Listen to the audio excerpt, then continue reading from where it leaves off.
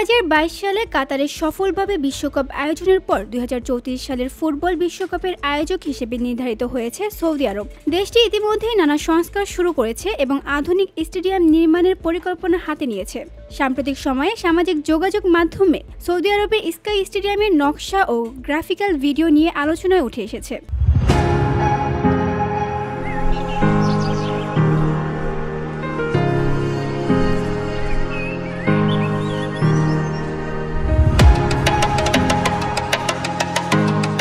বিভিন্ন আন্তর্জাতিক গণমাধ্যম যেমন goal.com, স্প্যানিশ মার্কা এবং ইংলিশ ডেইলি মেল ও দ্য সান এই বিষয়ে প্রতিবেদন প্রকাশ করেছে। প্রতিবেদনে বলা হয়েছে 350 মিটার উচ্চতায় স্টেডিয়াম বানানোর পরিকল্পনা করা হলেও সৌদি আরব বিশ্বকাপ আয়োজনের আগে নিয়ম স্টেডিয়ামের পরিকল্পনার কথা ফিফার নিলামে উপস্থাপন করেছিল।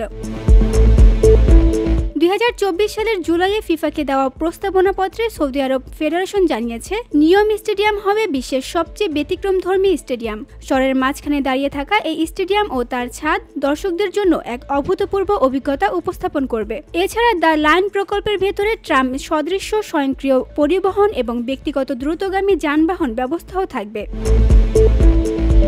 তবে বর্তমানে ছড়িয়ে পড়া ছবি বা ভিডিওগুলো সৌদি আরবের সরকারি ঘোষণা ছাড়া নিশ্চিত নয়। দ্য লাইন হলো একটি 170 কিলোমিটার দীর্ঘ, 200 মিটার প্রস্থের এবং সর্বোচ্চ 500 মিটার উচ্চতার স্মার্ট সিটি, যেখানে কোনো গাড়ি, রাস্তা বা কার্বন নিঃসরণ থাকবে না। এই শহরে প্রায় 9 মিলিয়ন মানুষকে আবাসন দেওয়া হবে। প্রস্তাবনায় বলা হয়েছে 2026 সালে নিয়ম স্টেডিয়ামের নির্মাণ কাজ শুরু হবে এবং 2032 সালে সেই কাজ শেষ হবে। স্টেডিয়ামের দর্শক ধারণ ক্ষমতা হবে প্রায় 46,000। এছাড়া 2034 বিশ্বকাপের আগে 8 বছরে 11টি নতুন স্টেডিয়াম নির্মাণ এবং 4টি বিদ্যমান স্টেডিয়ামের সংস্কারের পরিকল্পনা রয়েছে। নির্বাচিত 4টি শহর হলো রিয়াদ, জেদ্দা, আল খোবার ও আভা, যেখানে প্রতিটি স্টেডিয়ামে বৈচিত্র্যময় স্থাপত্যশৈলী ও থিম থাকবে।